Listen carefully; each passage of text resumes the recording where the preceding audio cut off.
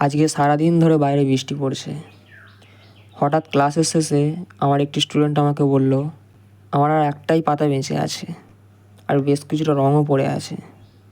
তো আজকে একটা কলকাতার বর্ষার ছবি আঁকা যাক। আমি বললাম ঠিক আছে, আজকে একটা কলকাতার বর্ষার ছবি আঁকবো। তো বৃষ্টির দিনে এই কলকাতার পরিবেশ, রাস্তাঘাট, ট্যাক্সি, মানুষজন, এই সব কিছু ফিল করতে করতে আবারও ছবি আঁকা শুরু হয়ে গেল।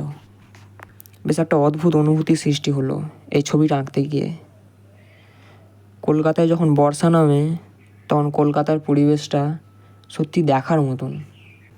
আকাশে মেঘ, রাস্তায় বহু গাড়ি, বিভিন্ন মানুষজন, কারো মাথায় ছাতা, কেউ রেনকোট পরে, সবাই যে যার গন্তব্যস্থলে ছুটে চলেছে। চারিদিক থেকে বয়ে আসা এলোমেলো দমকা হাওয়া, এই যে সব কিছু পরিবেশের মধ্যে একটা আতঙ্ক, একটা আবহাওয়া, একটা অদ্ভুত পরিবেশ। এই পরিবেশটা সত্যি দেখার মতন লাগে। তো শেষ পর্যন্ত ছবিটা আমার কমপ্লিট হলো। কলকাতার এই বর্ষা, বৃষ্টি বাদলের দিন তোমাদের কার কার ভালো লাগে তারা অবশ্যই কমেন্ট করো। Thank you.